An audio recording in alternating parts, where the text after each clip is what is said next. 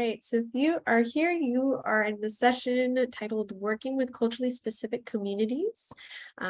Myself, my wonderful coworkers, Alexis and Shelli, are going to be guiding you through this workshop today. So they're going to wave their hand and we're going to introduce ourselves here in a sec. So we are, oh, Alexis, actually, if you want to take this. Hi, everyone. We're so excited to have you here with us. Thank you so much for, hanging in there with us while we figure out this whole hybrid situation, because we're also in person. So we're having in person and virtual happening at the same time. It's a first for us and it's super excited. It's super exciting. My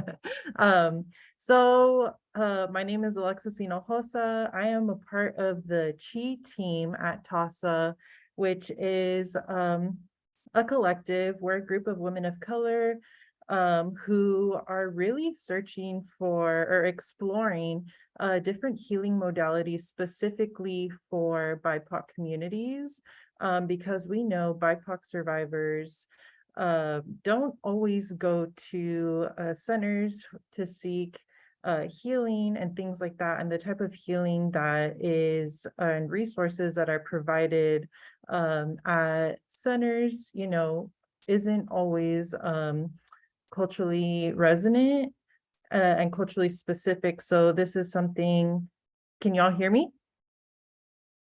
Okay.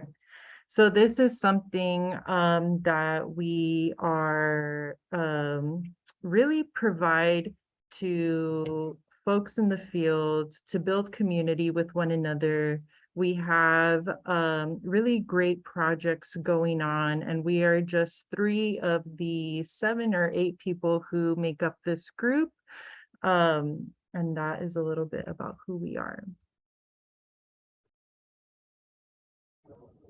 I'll add that CHI is it's a learning project of TASA. So kind of what that means is that it's an exploratory approach to what's going on in the field, how are specifically people of color seeking out healing, and how do we support survivors who aren't going to centers, who aren't going through the criminal legal system and pursuing those avenues of systems justice. And so I'll add that part about CHI. It's a learning project. We come at it with a big heaping helping of humility. So, okay. Take it away, Shelli. So, hi everybody. I'm Shelli Collins, and I'm one of the program support specialists. TASA has a program support team that's across the state of Texas that provides support, technical assistance, and education to programs throughout Texas. And I'm in the Houston region. So I'm so glad to be here with you today and excited about this learning journey together. So that's me.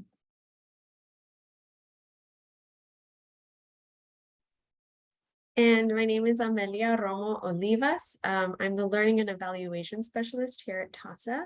And so I'm just really excited to get in a room with preventioneers. I don't think I've ever been in like a workshop space with preventioneers. So it's an honor to be with you all today. And I can't wait to see where our conversation goes. Alexis? So, hi everyone again. My name is Alexis Hinojosa. My pronouns are she, her, and ella. I am a primary prevention specialist here at TASA on the prevention team. So I do see a lot of familiar names and faces. So excited to be sharing space with y'all. Today we are going to be talking a lot about community and what that means for us. So Amelia, did we want to start off by sharing a little bit about who we are? Yeah, so, we want to get y'all thinking about culture and community as a resource. It's a point from which we move from and we move about in the world. And so I wanted to just share, this is really just kind of a guide for me. I actually said that I was going to take this out of the slide so that I didn't bore y'all.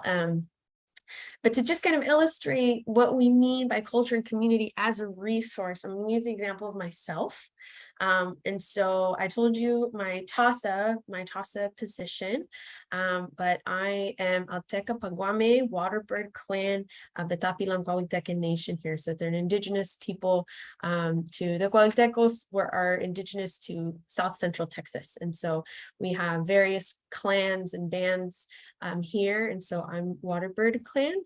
And so this is just an example of how I think of culture and community, right? And so I think of it as feeling accountable or answerable, right, to Indigenous and First Nation people as a whole. And when I get in a space with other Indigenous people, I feel that sense of community, especially with the way that we kind of announce our kinship.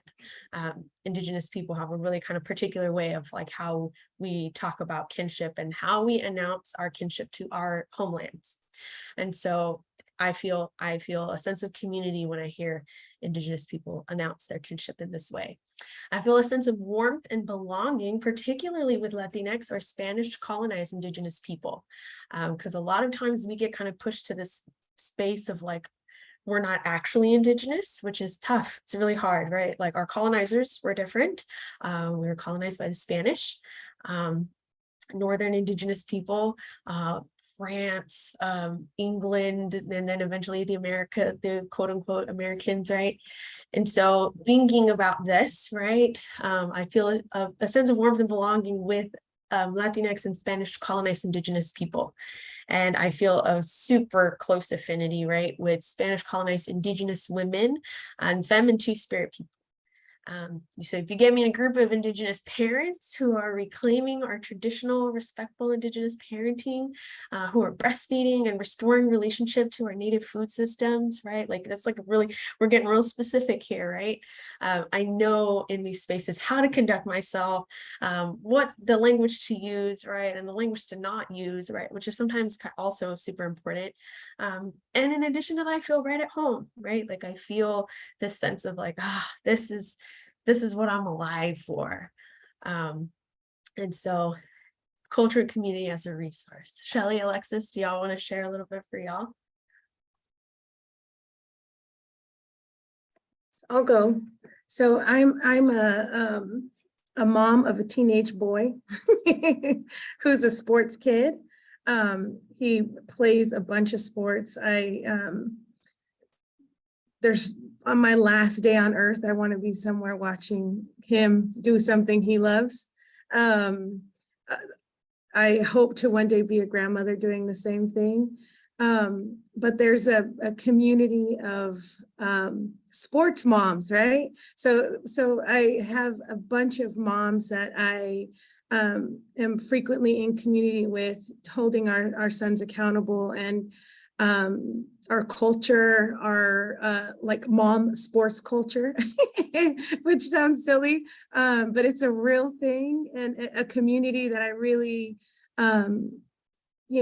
successes and failures and accountability and love and support and teaching lessons about life and what it means to be a good man and what that really, really looks like, and having conversations about that. So I have a community that I really appreciate, and also, there's a lot of BS that goes on in sports communities, right? But it's a community that that I'm learning about and doing my best to make sure that I'm accountable to. So that's just a little bit about me. And I will briefly share too.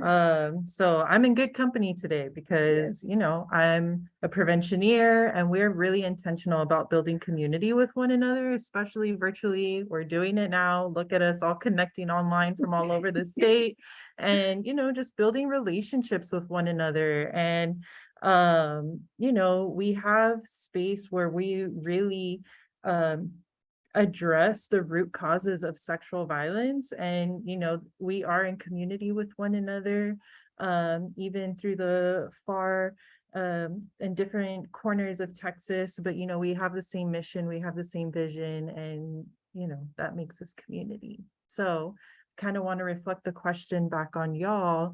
And what does community mean to you? Who is your community? Feel free to unmute yourself, to share in the chat. We want to hear from everybody if possible. And we're going to, just get into conversation, and this is going to be really interactive. So what does community mean to you? Who is your community?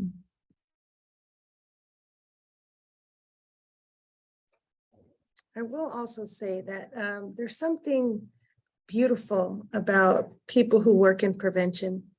I think that preventioneers more than anybody are able to recognize the beauty in hard times and seeing a way to come together in a way that's not like mainstream or not like traditional ways of building one another. So I'm just so glad to be here with y'all. I miss preventioneers. It's a beautiful thing. So what is community? Somebody talk to us.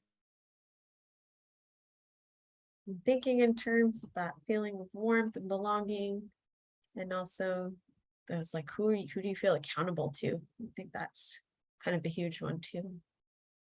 We'll give folks a minute.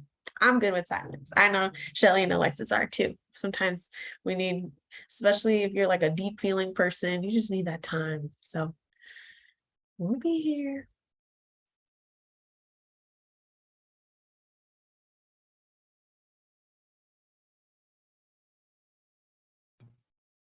All right, I'm gonna pop in real fast. Community for me, I feel like there's so many different levels of it, because there's the larger community that we all live in, the societal community, and then the regional communities. And then for me, the ones that tend to mean the most are the ones I'm directly involved with. I am a transplant to Texas. I'm originally from Massachusetts, and now I'm in the Panhandle. So for me, community is very broad, but the personal, like the smaller communities I'm trying to build are my coworkers, the people I see every day, and my best friend and her family, because they understand. They understand when I misspeak because it's a very different culture. And they, rather than responding harshly, they are the ones who say, oh, okay, what were you trying to say? So to me, that's what community does. It's teaching you how to live in a new area.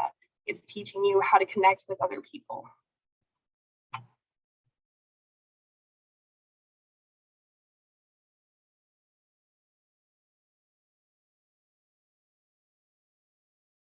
Thanks for sharing that, Kate. Yeah.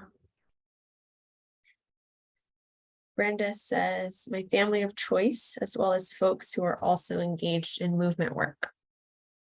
Thanks for sharing, Brenda.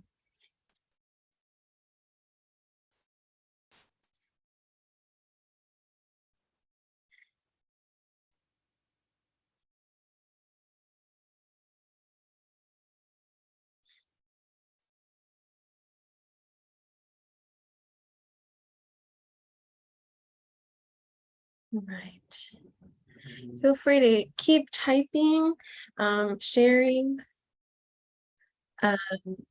Let's see, people, Tabea, I hope I'm saying your name correctly, says, people I feel comfortable with where we really see each other. And then C says a support system. Colleen says those we surround ourselves with on many levels, many different levels, family, friends, coworkers. Yeah.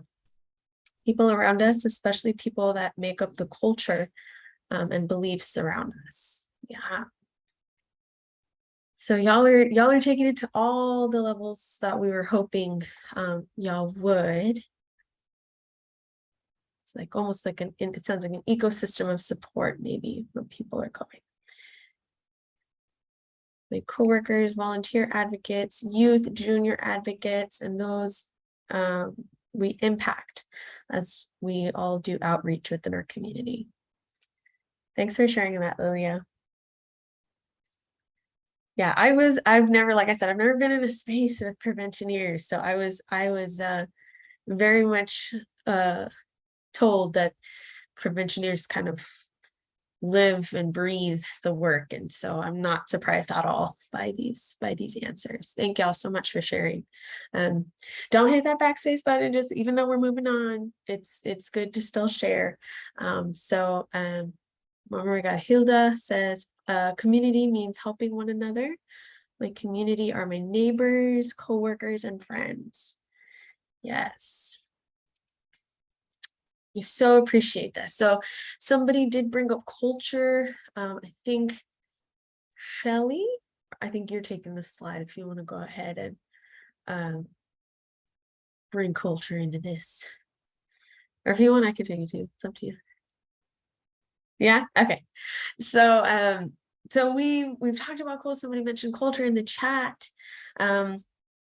And culture and community, I think a lot of times are so intertwined, right? And if you Google culture, right, I think lots of different things come up. But we really wanted to highlight this concept. It's actually from a Seneca First Nation psychologist, Terry Cross. And he gives this example and says that culture is one group or people's preferred way of meeting their basic human needs. And we just thought it was so profound, right? Like, and we're talking about need for, kind of the things that kind of get put as basic, right? Like the need for food security and housing, right? But also that really sort of intrinsic need for belonging, right? Like we're humans. We need to belong somewhere. Someone mentioned chosen family, right? We're going to go into that, right? A need for spiritual wholeness. It feels difficult to kind of fraction ourselves off maybe into these like pieces where it's like, okay, I feel spiritual wholeness maybe at my church or my temple or my mosque, right? And then have all this whole other sense of like, well, but I leave that at church, right? Or I leave that here. And then when I go to my job, it's this whole other sense of community, right? It's like, that doesn't really work like that. Everything kind of comes together. And that's when we think of our community, right? It's very much informed by our culture, right? We're going to talk a little bit more about culture, but let's get to thinking about what that even means for us. And so think of where you come from, and it could be, I know we've got a couple of folks maybe who weren't like born and raised here in Texas.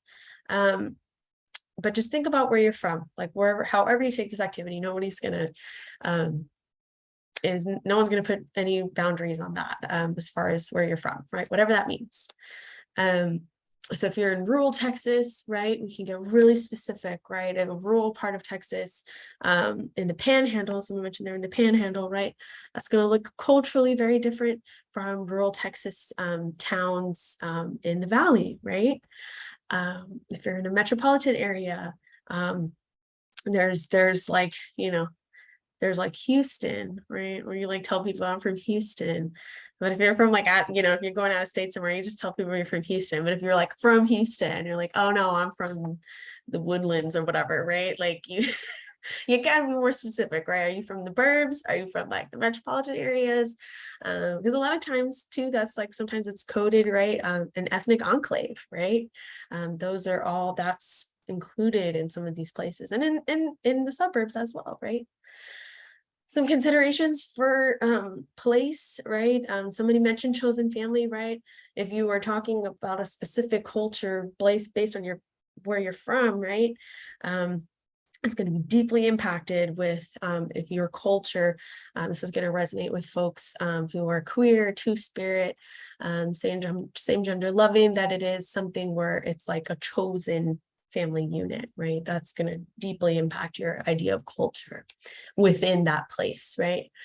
Primary language, and then of course your whatever a spiritual home is for you, right? Just some considerations to think of. So for this activity, we just really want y'all to take some time. Most of you will have your cameras off anyway, but just take a moment to on a sheet of paper, or I don't know if anyone has access to things like clay or some other forms of art, to just draw. You can write a poem, but just artistically represent this basic need met by your culture, whatever that culture is, taking all these things into consideration, right? How do you feel a sense of belonging? And how is a person or family taken care of in your culture, right? And then where does artistic or spiritual expression take place, right? These are just things to get y'all thinking. So we'll leave this slide up. If y'all want to just take some time, I'm going to set a timer for, I can draw some good stuff in like 4 minutes. So we're not going to necessarily share these, but I did want y'all to have some time. I think I'm sharing my sound. I'm going to put on some music for folks to just get in the zone. So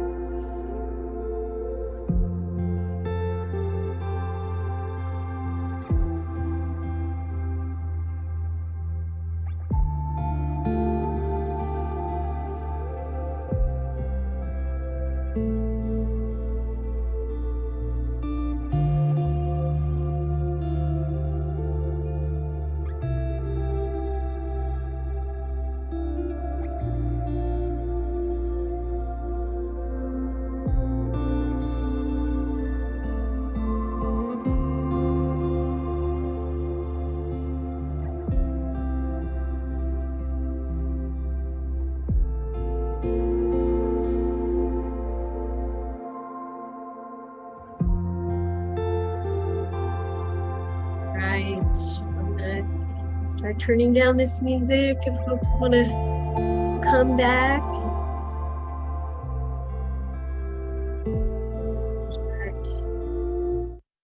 coming back to the space with us here. So I hope that was a fun activity for y'all, maybe emotional. I know for me, when I was thinking about like what activity we wanted to have to illustrate like our own personal feelings about culture and what that means, I got super emotional like doing my little my part. So if folks would like to share, I invite people to share. It's totally, you don't have to you know, come, you can turn on your camera and show us what you drew, show us what you made. Totally understand if not, but I hope that you know, if you don't want to share the actual representation, maybe just dropping in the chat a couple of sentences about what the representation of this need, of a basic need met by your culture, and what that was. So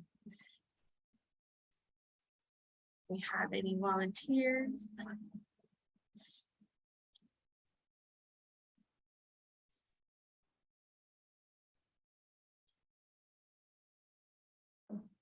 I didn't realize I was muted. I was thinking about my family and how food has always been such an integral part in how we show love for one another. You know, if somebody is going through something, you know, it's like, all right, let's get together and fix something to eat. Let's all come together and break bread. And I think about that really, especially when working with survivors, like for me has been a really, and working with youth, right, in prevention, food is always a way, food and music are ways that you can really break down barriers, open doors.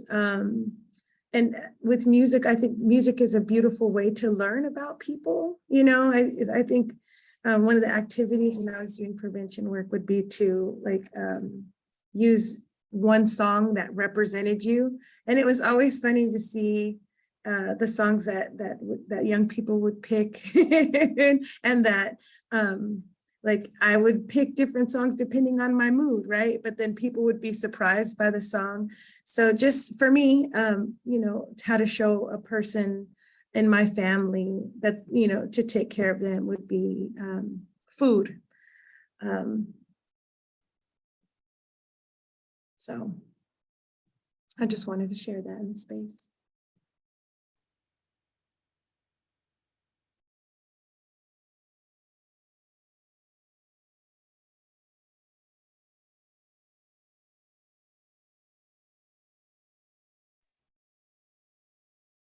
Anyone else want to share? Thank you so much, Shelli. Yeah. I put in the chat, I realized I have to repeat what's in the chat for interpretation. So I'm hearing what I got from Shelli sharing that, right? It's a basic need for expression, right? And I also heard that basic need for food and meaning that we could derive from the food that we eat, right? Because food is so much more than a nutrition kind of orientation to things, right? What we put in our body. There's so much with culture and food they're deeply embedded, right? Thank you for bringing that forward, Shelli. Yeah. Sure. I'm gonna kind of piggyback. Oh, hi, I'm Denise, primary prevention educator, Friendship of Women. You can't see me, but it's because my camera's really bad. So when I turn it on, it gets all fuzzy and weird. So but I'm gonna piggyback off what Shelli says. I think like living in the valley, I live in Bronzeville. So living in the valley where we have like a very rooted like Mexican culture. And I feel like no matter what, whenever there's like a hard time or something happens and like everybody will drop everything and like be there and help you, whether it is with taking care of somebody, driving somewhere, food, whatever the case may be. Um, like when you are really, really in need, people will put aside their differences to go ahead and just kind of be there and support each other. And there's been occasions in my life where things have happened, big things have happened, like people I have lost family members and things like that. And so I really got to see how, like, when your family, like, they will push aside whatever differences they had, and they will be there to help you and guide you and support you, even if it's like the most smallest minimal thing that they can do, but it's just something to help you. So I think that's something, like, I'm very grateful when it comes to my culture, and that's definitely like a need that I have been met, and personally. And so I think that's just something, that's one of the positives that we have in our culture for sure.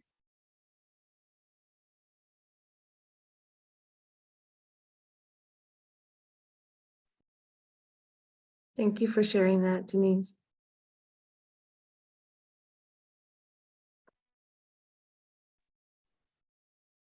Hi, can you hear me?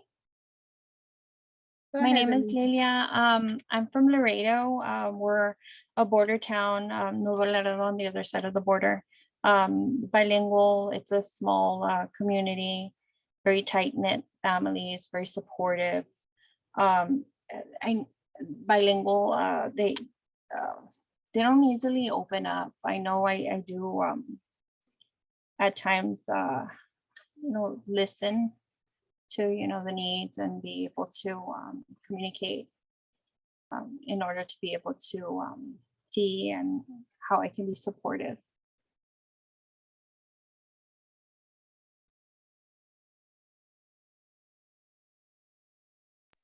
Thank you for sharing, Lilia.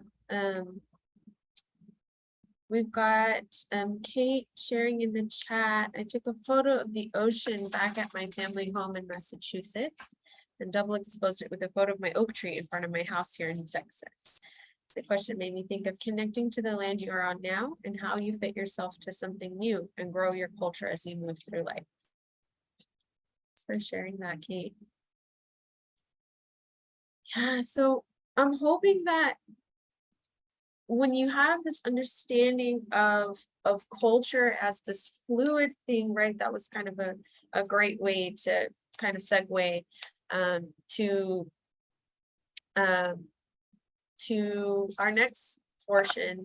And we're hoping that as preventioneers, y'all kind of listen with that critical voice in your head too, of just like critical analysis, not like critical, like shaming, blaming type of stuff, but because we all have that, right? But when the three of us listen to this video, there's good parts, right? So just I know some of y'all have probably heard of some of this stuff before, so just bear with us. This is going to be hopefully something that that can help frame some of the rest of this presentation. So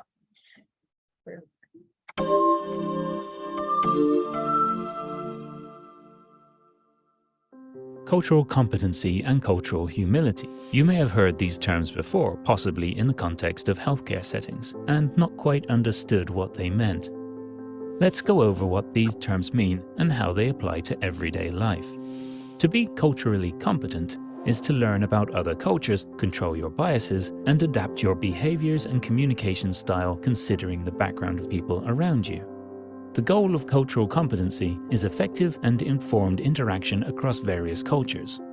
At face value, cultural competency sounds ideal, but it may actually lead us to rely on generalizations about certain groups rather than recognizing the uniqueness of each individual. We also have to ask ourselves, is it realistic or even possible for people to learn everything about other cultures and become completely bias-free? That's where cultural humility comes in. To be culturally humble is to be aware of social power imbalances, respect other people's values and beliefs, and continuously reflect on your own biases.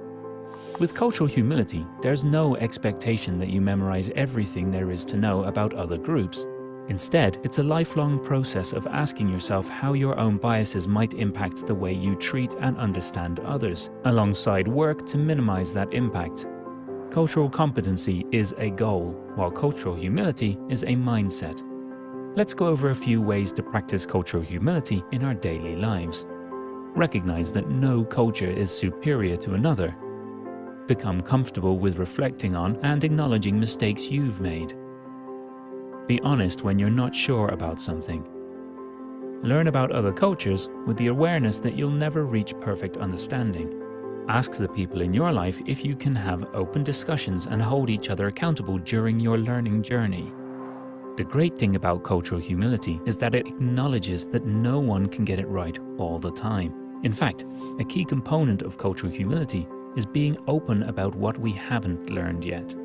Although it can feel really uncomfortable to admit when we're wrong or don't know something, that vulnerability leaves room for us to continuously learn, grow, and promote equity and inclusion in our communities.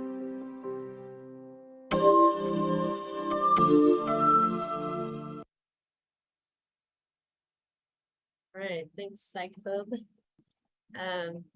So since we are talking about working in culturally specific communities, and we are the Collective Healing Initiative of TASA, we're rep 3 of 8.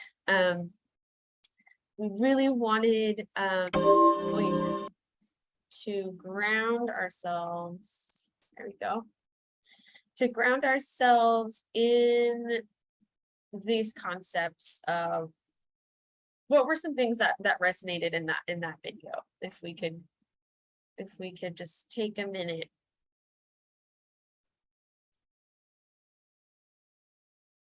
Some things that stood out. You can totally type them in the chat.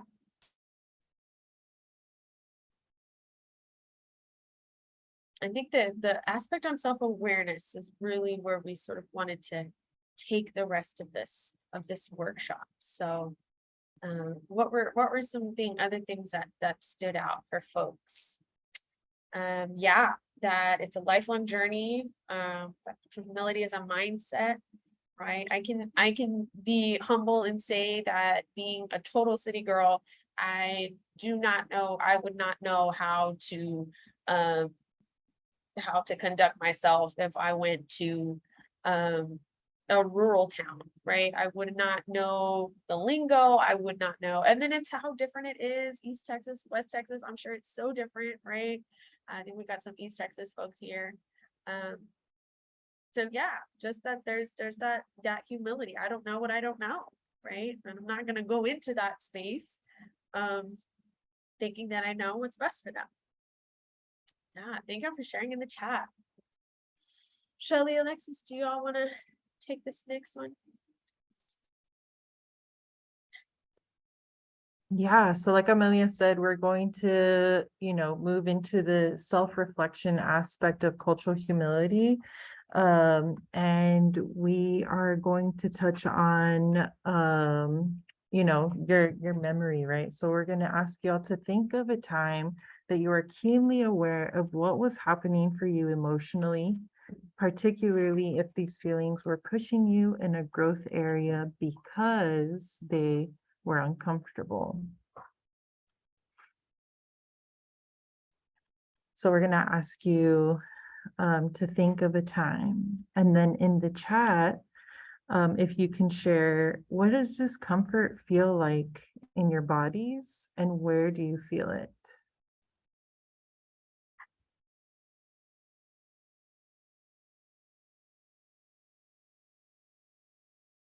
Announcement.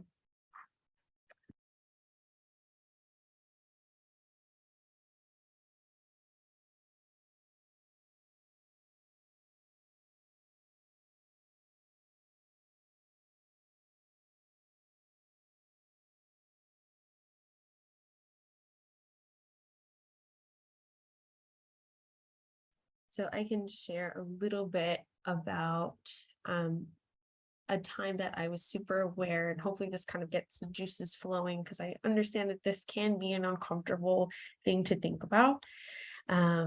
And I did think about the time. So when I was an undergrad, I went to college in St. Louis, Missouri. And it was actually right around, it was my senior year started just a month after Mike Brown was murdered in Ferguson. And so the Black Lives Matter uprising in St. Louis was just a few miles north of my campus. And so I found myself in this really uncomfortable place of addressing the biases that I had, particularly against Black folks. And the messages that I grew up hearing, the way that when protesters who were students, who were community folks, if they were Black and they were on campus, I was keenly aware that I was feeling unsafe. That was the feeling, if I could put it to a feeling, right? And so it pushed me in that growth area because I was a facilitator, I was an intergroup dialogue facilitator. And so that meant that I was supposed to be this champion for social justice, for talking about identity. And here I was having a really hard time grappling with my own anti-Blackness, right? And saying that even was super uncomfortable. I have Black friends, right? All of these things that were coming up. And so discomfort in my body, I always felt it like right here in my throat, where I would feel it like it was almost like this choking feeling, like I was. And then I realized, I kind of put two and two together later, that maybe it was because the things that I was saying and what was going on up here and in my heart, they weren't matching up, right? I needed to like really sit with something and really be honest with myself about where that was coming from and move through those feelings. So we've got folks sharing in the chat. Comfort is being relaxed. And if I'm feeling the slightest bit of anxiety, I know I'm out of my comfort zone. So the slightest bit of anxiety, yeah. Okay, it says, I feel it as a cold flush, not a hot one, like when I blush, but cold and numbing, and a tightness in my stomach and chest. Yeah, that tightness, right? Yeah, I'll say for me, I feel it in my stomach, especially, and it almost makes me think of, I don't have any cats or anything, but you know how like I guess they say that like if you touch like a cat's belly, or you know, it's just like a very vulnerable part of even a dog, right? Like of an animal's body, like a lot of times they won't let you pet them there. Well, I feel like maybe that's why I feel it in my stomach too. Like whenever I feel vulnerable or something like that, like it comes up for me in my belly.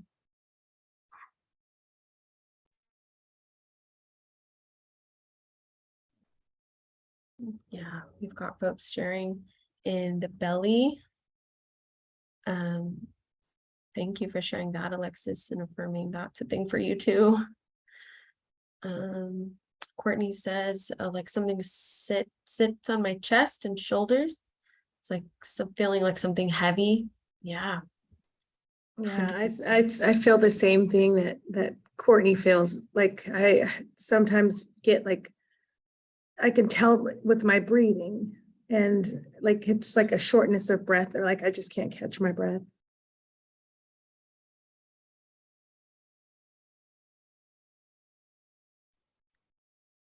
Yeah, please keep putting in the chat, y'all. And you know, I think like particularly when you're, hopefully when you were thinking about these feelings, right, you were also thinking about that time. You were feeling uncomfortable because you were pushed in a growth area, in an area like kind of like for my example, that I thought that I, you know, was a champion for social justice or for intergroup dialogue even, right? And here I was sitting in this pile of caca, for no other better way to say that, right? And so when we talk about limiting beliefs, right, because it's my own community in the sense that if I identify with being a Latinx person, right, Black people are also Latinos, right? And so what am I saying about limiting beliefs about my community, right? There's Afro-Indigenous people, right? And so if my people are Indigenous people, what am I saying about my community? What are these limiting beliefs that I'm having about my own community and how I might be projecting that. So y'all, if y'all can start thinking about that too, even about where you come from, right? If you grew up in a rural place, you know, maybe you just wanted to get out of there, right? I want I want a big city, right? What are limiting beliefs that you have about your own community? Because when we're sort of mapping this lineage of how we got to this place as preventioneers, as people who are in the movement, it's like, why, right? What is our why? Where do we come from? What factors led us here to this moment of being change makers in communities where we are now, right? And the populations that we're serving. Because I do find that when I'm having limiting beliefs about my own community, particularly if they are rooted in these ideas, you know, as an example, right? I went as far away from home as possible because I just wanted to get out of the hood, right? Like I was like, I'm better than this place, right? And so if I come back and work in this place, right, and live in this place where I grew up and I went my whole life thinking a certain way about it, it's going to be a lifelong thing, right? Of like unlearning those limiting beliefs, right? And that's what they are, right? They might even be true in some aspects. It's not a whole picture, right? I think that's what when I was doing dialogue work, it was like stereotypes are rooted in something, but they're just this tiny small thing of this like huge picture, right? So when you reduce somebody to stereotypes, it's not saying that these stereotypes are totally and completely unfounded and wrong, right? It's like they're wrong in the sense that we can't operate off this tiny, narrow little view, right? So what are the limiting beliefs that I might have about the communities that I serve, right? Folks are still sharing of where they're feeling it. But if you feel comfortable in the chat, right? If you can share in the chat, please. But I understand this is also a very deeply personal question that we're asking. So I hope that you're writing these things down, right? At the end of the day, we look at ourselves in the mirror, y'all. It's just us. Like, I can't lie to myself. I'm looking myself in the mirror. So Shelli, Alexis, y'all want to add anything? I was just thinking about like when doing this work in communities that are different than ours. So these questions are very important questions to ask because those stereotypes, those beliefs, those things that we all of us walking this earth carry some beliefs about somebody that's different than us. But when we're working in community with people who are different than us, like what does our facial expression say? How does our body language translate to the community that we're trying to engage? I don't think that, I know that working with youth, I come with a certain set of experiences that I've had that young people haven't been able to experience yet. And so what am I putting on them that you know, that they don't necessarily deserve because it's not something that they have been through yet. So that's what came up for me.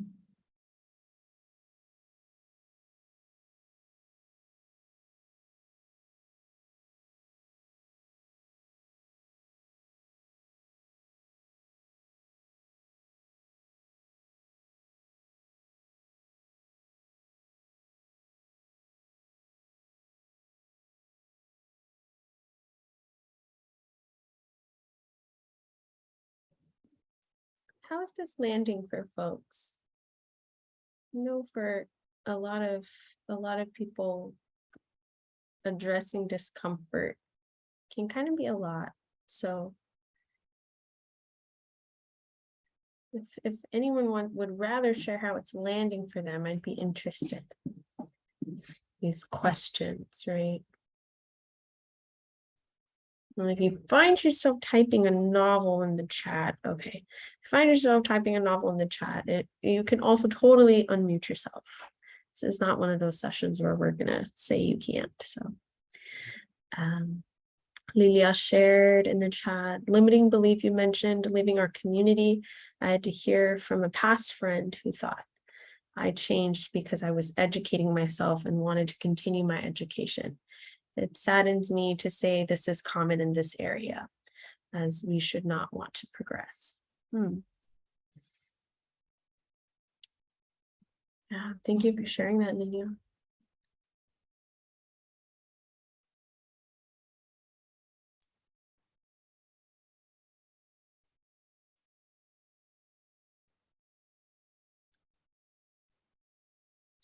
We appreciate folks sharing in the chat. Again, if you do want to unmute yourself, feel free. Kate shares, I tend to worry about how I'm coming off more than seeing around me. I was so scared to start out here because I am very different and thought as the Yank, I would not be welcomed. Yes. Thank you for sharing that, Kate.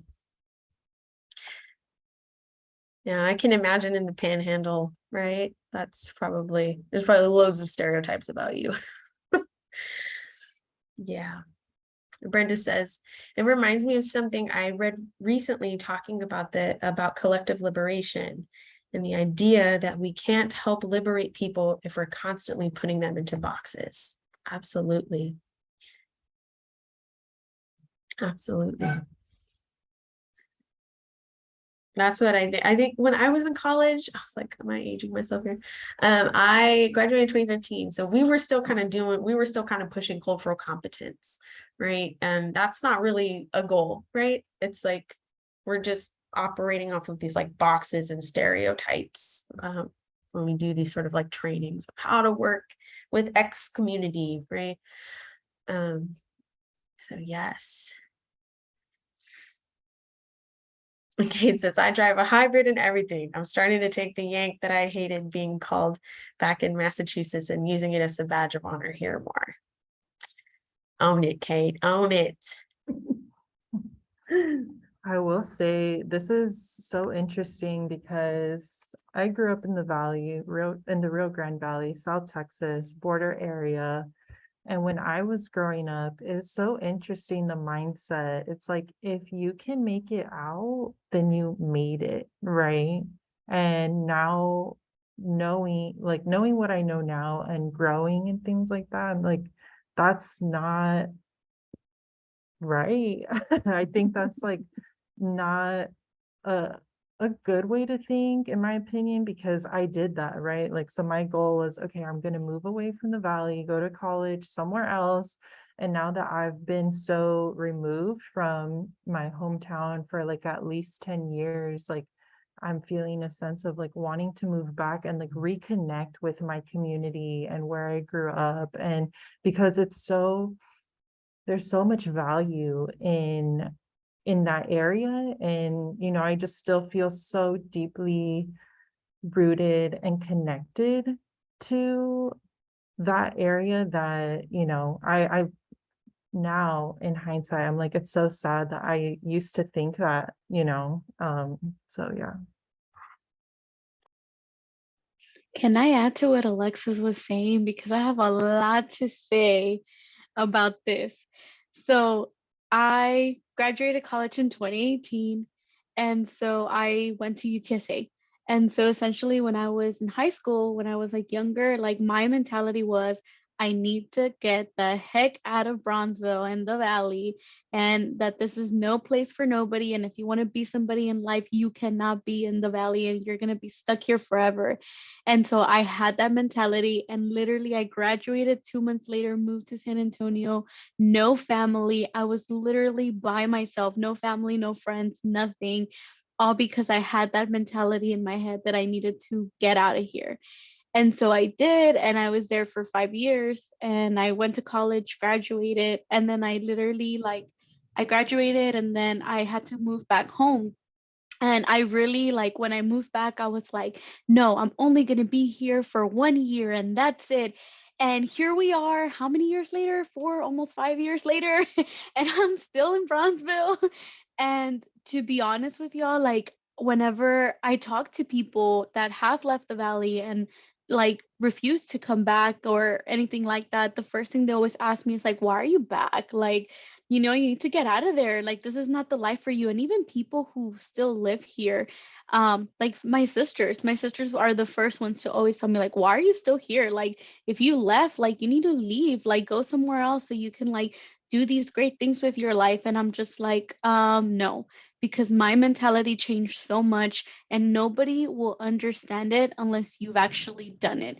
Like, if you've left and come back and now I feel like it was the best thing for me to leave because I felt like growing up in the valley, my mind was very close-minded and I thought I was a very open-minded person. So when I left and I started to incorporate with all these different cultures and started to talk to all these different people and different beliefs, like my mind just expanded way more than what I thought I was capable of.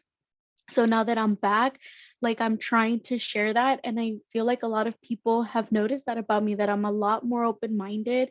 Not that I was closed minded before, but compared to the way that people in the valley really are, it's a hard concept for them to grasp. And so, like, for me, I appreciate it now so much more being back home. And to be honest with y'all, like, I don't even want to leave anymore. Like I really don't because I have my family here. I have what I need here and I already soak my roots or like dip my toes into, you know, like leaving, like living somewhere by myself and like not having anybody and having this big culture shock that now that I'm back, like I get to just appreciate my culture and my family and like what they have here and what I have here so much more that, you know, it's whenever people talk about it with me or try to bring it up or try to shame me about it, I'm like, no, but you'll never understand because it's always the people that have never left the valley that always tell you the same thing. And it's like, no, like it's not right and you won't truly understand until you leave. And that's not something that I can teach you and I can tell you about it and waste my breath about it, but at the end of the day you're not going to understand personally. So I mean, that's why I'm very much like do what you want to do whatever you want to do, like it's up to you, but just don't be putting people down. And that's just something that I've had to deal a lot with coming back to the valley. And it's really hard, but people are going to be people. And if you don't get out there and educate yourself, they're not going to change their mind and you can make them change your mind.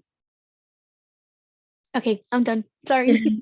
Thank you, Denise. Yeah, that's huge, right? And maybe even like using that language of like limiting beliefs, right? I find that like language can be this really powerful tool to sometimes like disarm people too, right? Like, oh, like what do you mean by that? Right? That sounds like a limiting belief that you have, right? We've got a thriving community here, despite, right?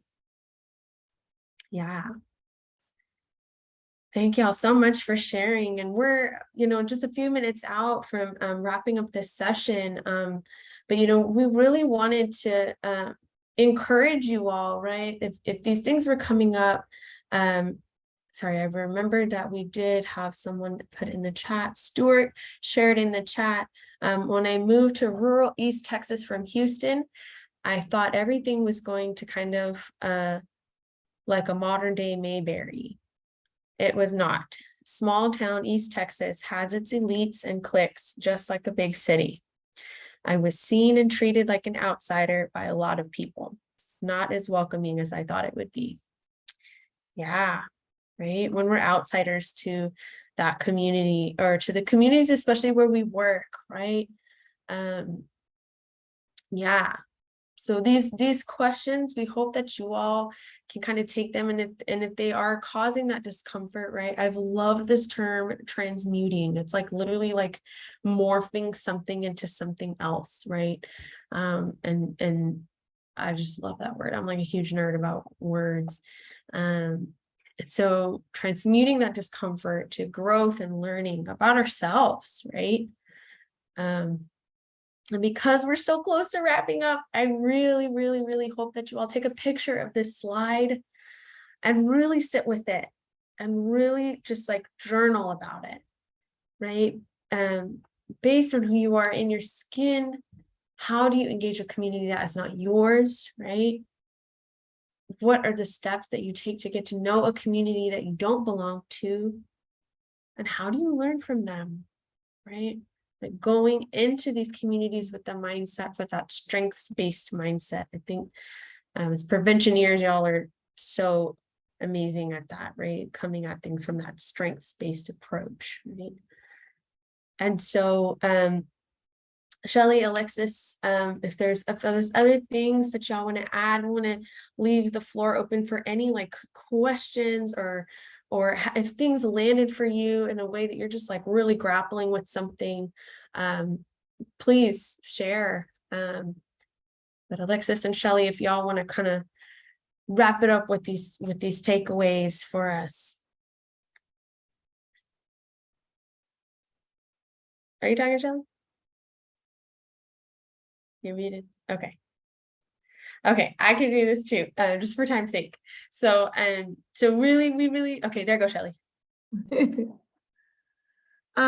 So some of the key takeaways for us working in this movement, when working in culturally specific communities, is knowing the culture and the community that you're working in, not making stereotypes about the community, not coming in the community and having ideas about what the community needs, right? So it really is important when trying to engage a community that you're not familiar with, that you don't have any buy-in with, to learn and to ask permission to engage, to be a part of, to even observe that community, right? So I think it's really important to not come to a community and feeling like you know kind of what they need and who they are, but being really vulnerable and being really curious about ways that you can grow, and that what, you know, ask what you can do to, if anything, to be a part of and learn from that community. Because I think it's really, especially vulnerable communities of color, especially when working with youth. I've experienced so many programs who want to approach poor communities, want to approach communities of color and offer them something because they feel like they know what needs to be fixed. And I think it's important to understand that a lot of my communities don't need anything, don't need to be fixed, right? It's where we live and take a lot of pride in. So I think that when it comes to approaching communities that are outside of yours, to just be real vulnerable and humble in your approach, in engaging them, and doing some real self-work and self-reflection on how you approach that community, your facial expressions and how you can approach a community. So for me, I think it's especially doing prevention work, we can cause so much more harm than good when we're not intentional about how we approach communities and approach people who are different than us. So, and I also think that when we do this work, we have an idea that we know more, that we're professionals, that this is a professional environment. And professionally speaking, we a lot of times don't know anything, right? So if we're not vulnerable and humble enough to ask questions and to be patient and to be uninvited, then that's going to stop us from being able to grow in this work and to be able to engage community. So that's my takeaway.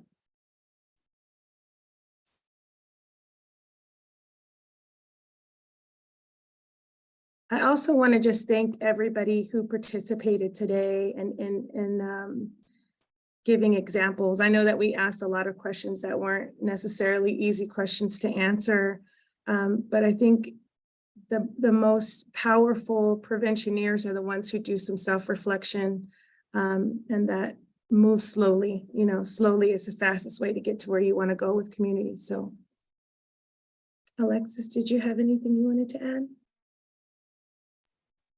Ditto. I echo everything that you're saying, Shelli, and you know, be okay with being uncomfortable and vulnerable, and doing the work, the hard work of self-reflection, and really, you know, like Amelia was mentioning earlier, like who are you accountable to, right? And if you're working in a community that's not necessarily yours, you know, like be willing to be open to constructive feedback. And if they're, you know, like if somebody's telling you, no, we don't actually need this, like this is what we need, right? Or this is the beauty of where we of our community, right? Just listen to them and be willing to let them guide the work instead of, you know, you going in and feeling like you need to fix things. And yeah, that's what I'll say. The slide says strength-based approaches, right? So I think that all communities have so many strengths that we can all learn from. And so I think that's definitely the lens to engage communities. And I also think that a lot of times if someone is being honest about how you've made them feel, it will sting, right? So like sometimes the truth hurts, but if we're open enough to be able to do some true self-reflection, when the dust clears, usually growth comes after that. So I just want to offer that little advice to people who are new doing prevention work. You may have people who say something that stings and you can't see that in yourself, but if you're willing to do the work and be honest and open with yourself, sometimes you can see, even if you don't 100% agree with it, there may be some truth in that and in that vulnerability.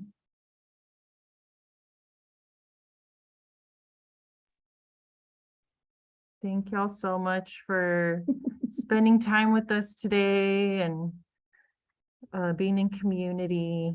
I know Emiliano's going to wrap us up here, close us out. So thank y'all.